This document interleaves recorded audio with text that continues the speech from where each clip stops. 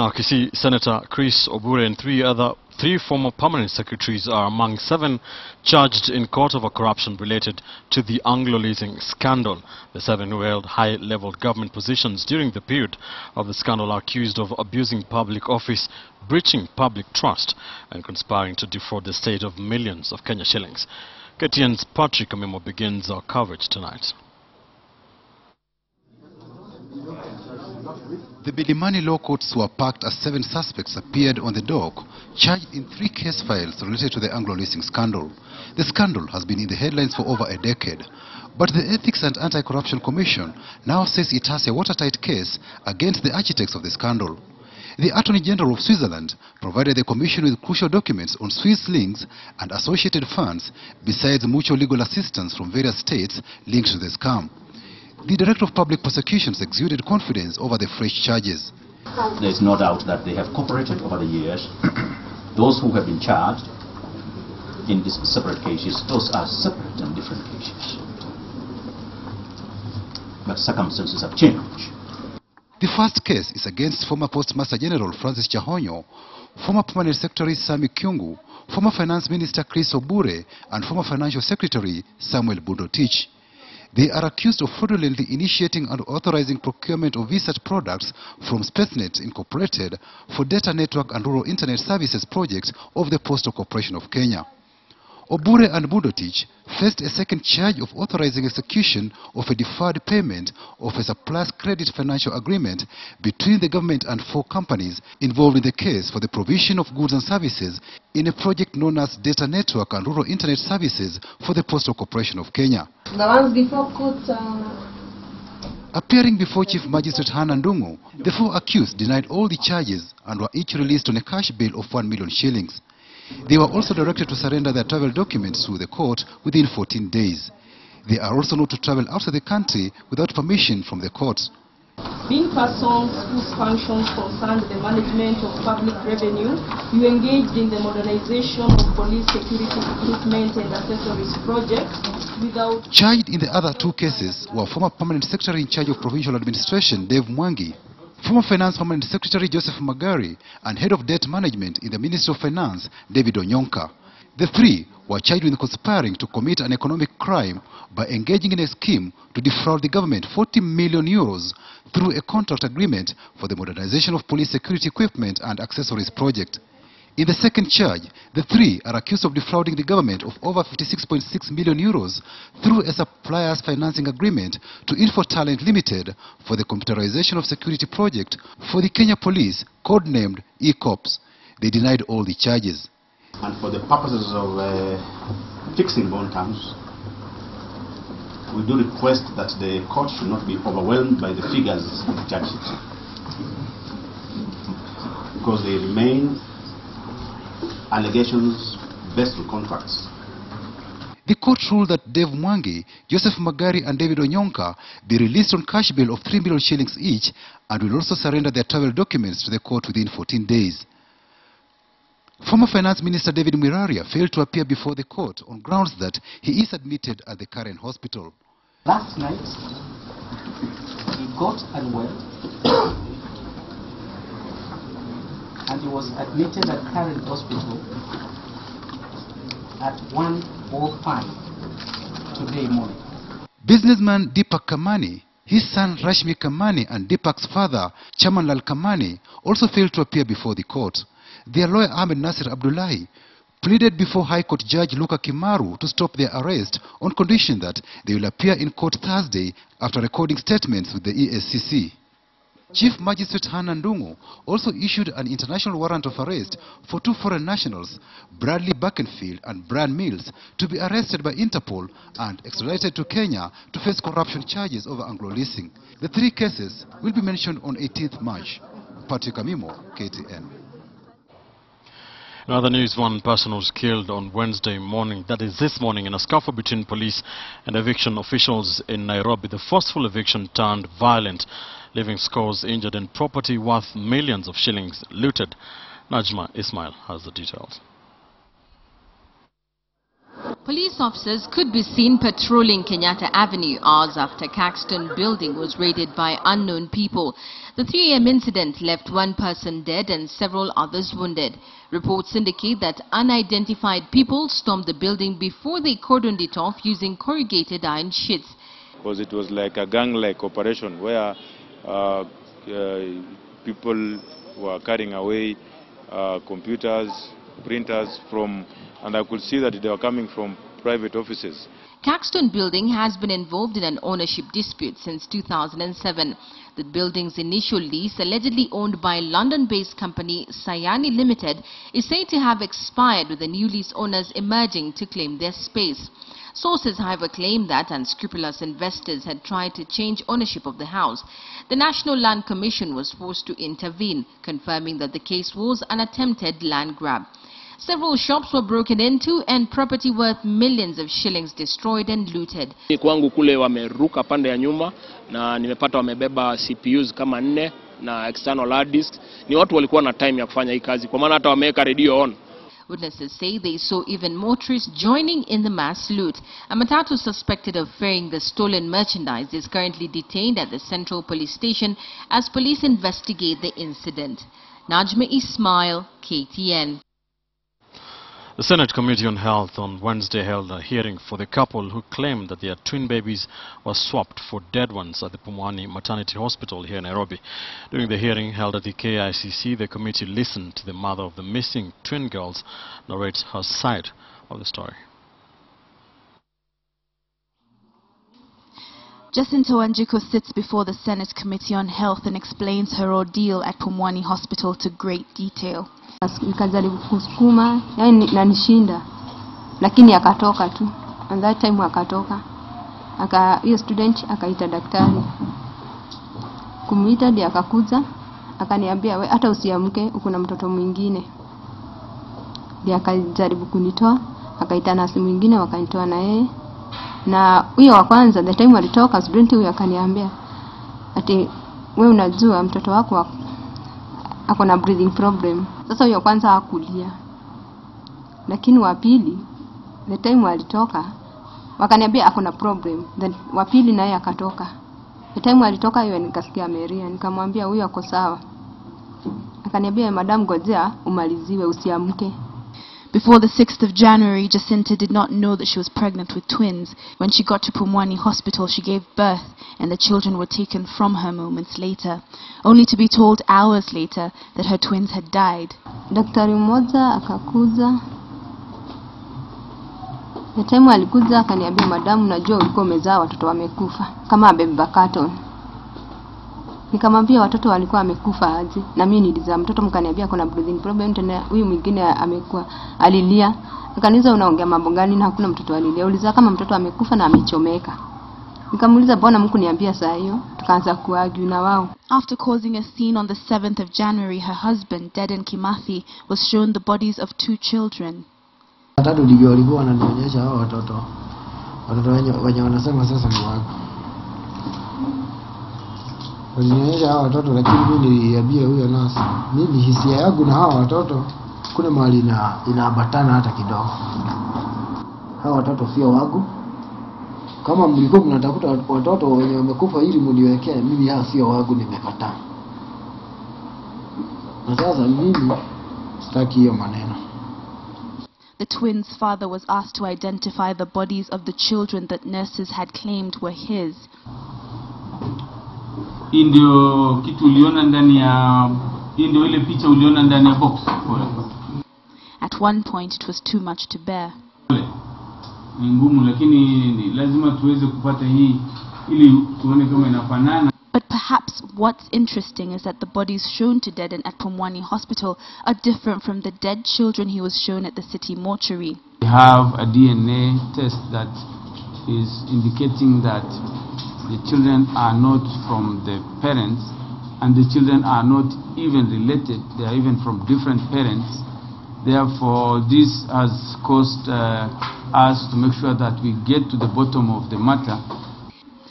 Jacinta and Dedan believe their children are alive and they want to know where they are, and why medical staff at Pumwani would present to them the bodies of babies that were not theirs. Catherine Omwando, KTN. An intergovernmental relation technical committee has been formed to take over the functions of the Transitional Authority. Devolution Secretary Anne Waiguru says the team, to be led by Karega Mutahi, will manage relations between the county governments and the national government. While unveiling the new committee, Waiguru said the expectation is to enhance the interdependence, cooperation and respect between the two levels of government. What happens is that at the dissolution of TA, whatever functions that will be residual, as in outstanding, will be taken over by the committee. TA has about another 1 year because it was set up for a period of 3 years, and during that time they will both be existing, but this is the permanent committee that will now take over any functions that have to do with intergovernmental relations going forward. All those mandatory bodies cleared the team. And one has to first of all present documents from those organizations for you to apply. And I'm told later on when the recruitment was done, they were also required to confirm that we were cleared. Senior police officers in the South Rift region were taken to task over how they acquired their property as the police vetting exercise kicked off in Nakuru. The officers had a hard time explaining their wealth acquisition and academic qualifications as the National Police Service Commission probed their performance. Senior AP officer Mureithi Ndirangu fumbled when he had to explain some suspicious bank deposits transacted from his bank account. Most of the officers that were vetted hold the ranks of superintendent and senior superintendents. We have a self-assessment form. The wealth declaration with seriousness or purpose, as I say. It's about how you have conducted yourself and how you have acquired what you have, and that you have not used corrupt methods to do so. That is our quest. Are you happy? For example, cash deposit on 15th June 2012, I sold one of my plot at Thika town, and the plot I sold at a price of 2.5 million, but the buyer paid the first installment of 1 million. Performance management is how I manage my own performance and performance of other officers under my charge. Are you sure? Yeah. I don't mind your understanding. I want you to say what the definition of performance management is. You're watching the KTN online news update. Remember, KTN Prime comes back to you tomorrow. We come back on air tomorrow at 7. We are preparing a special news bulletin for you, so stand by for that. Let's now take a look at what's happening in business. The National Bank today reversed the trend so far. Profit growth for banks, announcing a 28% drop in 2014 pre-tax profit. During the year, the bank's profit stood at 1.3 billion shillings compared to 1.8 billion shillings a year ago. And still with numbers, NIC Bank has reported a rise in pre-tax profits of 27%. KTN's Abiagina has the details. National Bank has been working round the clock to turn around its numbers back to profitability for a while now. And despite posting a dip in pre-tax profits, the bank is looking at better days ahead following its move to restructure its operations. We're paying more for our deposits than we're earning from our loans. What this tells you is, despite that, overall net interest income went up, which means it came from volumes and not from margins. Our margins are shrinking, and this probably is a trend that's going to happen, and it's not necessarily a good thing in the sense that the drivers behind it is less liquidity in the market, which keeps on shrinking, and more competition for that liquidity. The bank spent 1.1 billion shillings on the exercise, but now projects stronger growth in 2015. It was not all bad for the lender. The bank's net interest income rose 21% to hit 6.7 billion shillings, while fees and commissions accounted for a net income of 2.13 billion shillings, up a third from the previous year. NBK is set to float a 13.1 billion shillings rights issue late in the year. The bank had in 2014 mooted similar plans but shelved the plan after the government failed to give commitment to participate. The funds from the rights issue will go towards branch expansion as well as keeping in step with central bank regulations. We've put in our application last year. We are waiting for approval. The timing is down to the shareholders' timing, because basically what the rights issue is asking the same shareholders to give you more cash to run their business. It is results season and NIC Bank was the next to release its financials on Wednesday.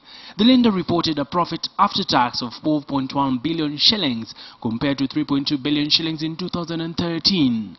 According to the bank's chief executive, John Gashora, the lender's profitability was driven by robust growth in the balance sheet, enhanced business efficiencies and strengthened performance from the bank's subsidiaries. Total operating income grew to 11.6 billion shillings compared to 10.5 billion shillings the same period last year, largely driven by an increase in interest income and non-funded income. A growth in the loan book saw interest income grew by 18% to hit 11.4 billion shillings compared to 9.6 billion shillings the previous year. The loan book grew by 22% from 83.4 billion in 2013 to 102 billion shillings in 2014. The bank's strategy moving forward will be to deepen penetration in the retail and SME segments as well as increase its footprint with new branches across the region. Abiagina, KTN Business. Our apologies, those numbers from NIC Bank represent after-tax profits rather than pre-tax profits. Now, Biameka, East African Breweries, has announced plans to raise 11 billion shillings. The brewer, which says it has received regulatory approval, did not, however, specify why it was seeking to raise the amount. In a statement in today's dailies, EABL said it would raise the money through a corporate bond, with the first tranche expected to raise 5 billion shillings. Minimum subscription to the offer is 100,000 Kenya shillings, with investors having an option of fixed or floating rate of return. 2 weeks ago, EABL announced it would be shedding its debt position as the company continued to enjoy a better financial position. Latest financials indicate the brewer's short-term borrowings stood at 9.7 billion shillings, down from 12.5 billion in June 2014, while the bank overdraft dropped drastically to 566 million Kenya shillings, down from 1.75 billion shillings over the 6-month period. CFC Stanbic Bank has been picked as a lead arranger for the bond, which opened today will be on offer for the next 2 weeks. The Kenya Private Sector Alliance has come out to defend its members in the manufacturing sector for not lowering the cost of goods. This comes amidst falling energy prices that many consumers expected would translate to lower cost of living. Now, KEPSA insists there is much more that goes into manufacturing, factors that have stalled the drop of prices. The private sector lobby group was, however, quick to point out it was working with manufacturers to see benefits passed on to the consumer. Yesterday, Bidco Africa fired the first salvo by lowering its product costs by as much as 24%. According to the Ministry of Energy, electricity costs have dropped by as much as 30% in the last 6 months. And the reason why we are reviving Kenya Daima and saying that our fourth phase will address rights and responsibilities, but with an underlying theme of values. Look at countries like Ethiopia. They have bigger poverty levels than our own country. Then look at a country like South Africa. It has lesser poverty levels than Ethiopia or Kenya, but look at the crime rate. So at times it's not just joblessness, there's a value system. Still in business, Barclays Bank is making strides to diversify its product offering in the markets. Known mostly for its corporate lending, the bank has recently added mortgage lending to its portfolio. Keen to grow its offering, the bank has also launched an asset financing wing, a move aimed at deepening penetration into the SME market. Barclays is keen to tap into small and medium enterprises segment that has largely been dominated by its competitors in the market. The Asset Finance Center will provide customers with asset finance solutions for the purchase of motor vehicles, construction equipment, industrial plants and machinery, agricultural equipment, as well as office and IT-based equipment. The bank will not require enterprise customers to provide audited financial statements for asset-based credit requests of up to 15 million shillings. Additionally, enterprise customers can access unsecured loans of up to 6 million shillings. In Kenya, NIC Bank has fashioned itself as a go-to lender for asset financing, a market Barclays looks ready to shake up. Take advantage of the SME sector. Today, the reality is that SME contributes over 60% of GDP and plays a part in creation of 80% of employment within the country. And this is a key driver of our economy. And basically, as this sector really expands, we need to think about how do we play a greater role in this? How do we encourage businesses to thrive? How do we play a role in terms of providing credit to propel future growth? While you're watching KTN online news update, many thanks for staying with us. Just a quick reminder, tomorrow we are back on air. KTN Prime and KTN we shall be back tomorrow starting at 7 p.m. We are organizing a special news bulletin for you from 7, KTN Leo and of course KTN Prime, so stand by for that. Let's take a look at what's happening in sports, starting with some volleyball, from some handball matters. And the national men's handball team has hit the ground running in preparation for the upcoming Africa All Games Zone 5 qualifiers. Now, the qualifiers will be held in Addis Ababa, Ethiopia, while the All Africa Games will go down in Congo Brazzaville later in the year. Robinson Okenye has those details. Handball may not be one of Kenya's key sporting disciplines, but the national men's team has and continues to establish itself as a force to reckon with in Africa's Zone 5 region. The team, which has resumed training for All Africa Games qualifiers, has put its best foot forward as they prepare for the upcoming assignment in Addis Ababa, Ethiopia. Under the guidance of head coach Peter Mwathi, the team is courting the Zone 5 crown after defending champions Egypt got a direct ticket to the All Africa Games due in Congo Brazzaville. Wapinzani wetu ambaye tunakutana nao pale katika qualifiers in Addis Ababa, that is Uganda, na pengine wapinzani kutoka kwa Rwanda na Burundi, ni watu ambaye tumecheza nao katika Eastern Central Africa Club Championship. Tumeona jinsi wanavyocheza na lazima tutashinda. We don't underrate any team, but we believe we'll qualify for the All Africa Games.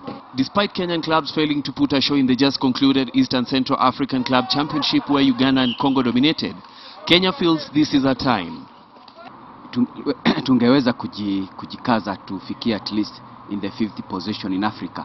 Itakuwa mzuri kwetu kwa wakati huu, so that wakati mwingine pia tuweze kuja katika the 3 best teams in Africa. Compared to other countries, they probably beat us through the technical aspect, but that's what we're trying to work on. That's why we are here together, we've come here together. But once we tackle that technical aspect of the game, I don't think I believe we have what it takes to beat those teams. With the team set to depart the country on Sunday, European-based players are expected to join the team later in Addis Ababa. Robinson Okenye, KTN Sports. And then some football news. Southampton and Aston Villa bagged maximum points to improve their rankings on the English Premier League table last night. Southampton edged out Crystal Palace 1-0 courtesy of Sadio Mane's late goal to move up to 5th place, pushing Liverpool to 6th. Liverpool host Burnley tonight. Christian Benteke scored from the penalty spot deep into injury time to give Tim Sherwood's first win as Aston Villa manager and lift them out of the Premier League relegation zone up to 16th place. A record 7 matches have been scheduled to be played tonight. Defending champions Manchester City hosted Liverpool at the weekend will be home to Leicester City. City are second, 5 points behind leaders Chelsea. The Blues play away to local rivals West Ham United. Arsenal travel to play Queen's Park Rangers as Newcastle United host Manchester United.